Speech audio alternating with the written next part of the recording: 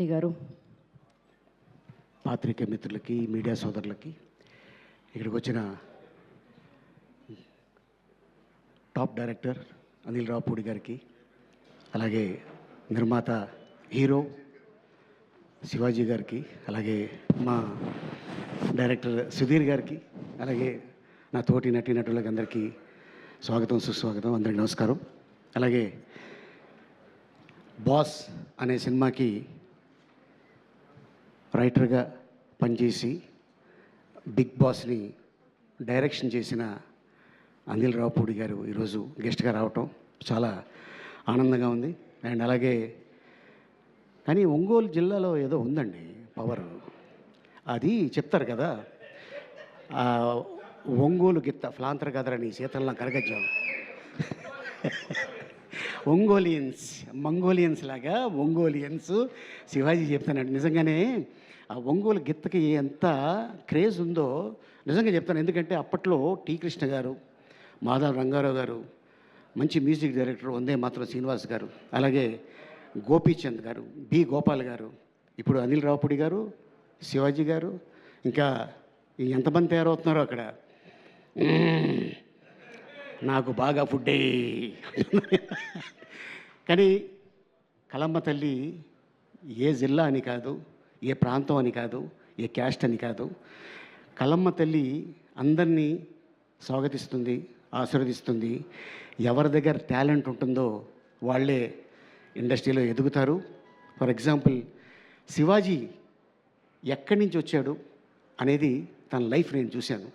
ఈ రోజున తను పక్కన యాక్ట్ చేస్తూ అన్న ఒక చిన్న షార్ట్ ఏమని చెప్పరా, మా ఊళ్ళో చూపించుకుంటాను అని చెప్పేవాడు. అట్లాంటి శివాజీ నిర్మాతగా నేను యాక్ట్ చేయటం, నాకు చెక్ ఇవ్వటం నిజంగా నాకు చాలా ఆనందంగా ఉంది.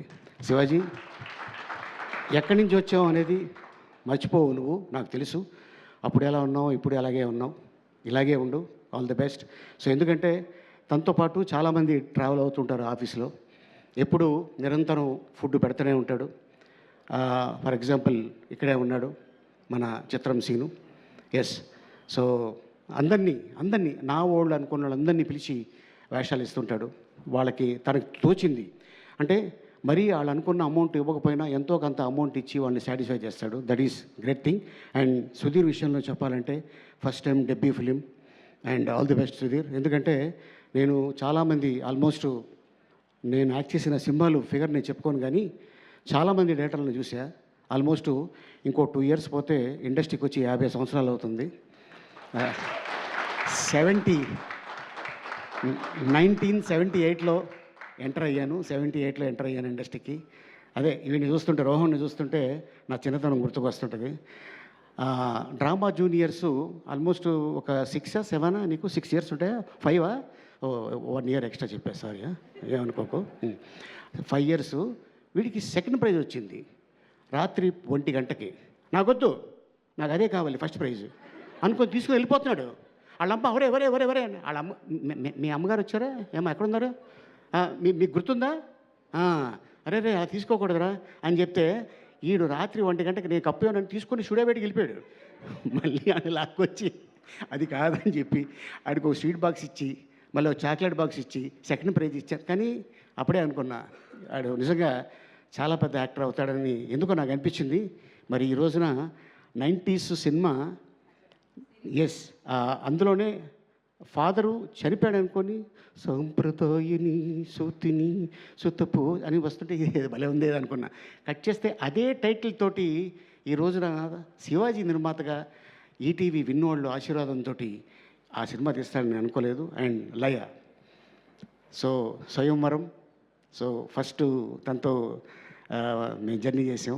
అండ్ ఈ రోజున మళ్ళీ తనకి చక్కగా పెళ్ళయి అమెరికా వెళ్ళి 2 పిల్లలు, మీ అమ్మాయి కూడా త్వరలోనే హీరోయిన్గా చూస్తాయేమో అనుకుంటున్నాం. అండ్ నువ్వే హీరోయిన్గా ఉన్నావు, మీ అమ్మాయి కూడా హీరోయిన్, అదేంటో. కానీ మీకు ఏం తింటారు, మీరు ఏమైనా తినేది ఏమైనా ఉందా అంటే నన్ను కూడా చాలామంది అడుగుతారు మీరు ఏం తింటారండి అని. నేను చెప్తాను నేనేం తింటాను. And Shivaji all the best. And director గురించి చెప్పాలంటే ఫస్ట్ డే రూమ్లోకి ఎంటర్ అయ్యి నా క్యారెక్టర్ చెప్పాడు ఆయన. సార్ ఇది సార్ ఇలా అనుకుంటున్నాను, ఓకే డన్ అని చెప్పి షూటింగ్కి వెళ్ళాం. ఎంత క్లారిటీగా ఉన్నాడంటే నిజంగానే డెఫినెట్గా ఇది హిట్ అయ్యింది అంటే first I appreciate director, then I appreciate తన్ని నమ్ముకున్న శివాజీని. ఎందుకంటే శివాజీ అనుకుంటే 90s తర్వాత ఒక పెద్ద డైరెక్టర్ తోటి జర్నీ చేయొచ్చు. కాకపోతే ఒక కొత్త డైరెక్టర్ తోటి జర్నీ చేశాడంటే ఇతని దగ్గర విషయం ఉంది కాబట్టి జర్నీ చేశాడు. సో డెఫినెట్గా శివాజీ అండ్ సుధీర్ డెఫినెట్గా ఇది నేను చెప్తున్నాను కదా, హిట్ అయితే ఇండస్ట్రీ నిన్ను భుజాల మీద మోస్తుంది.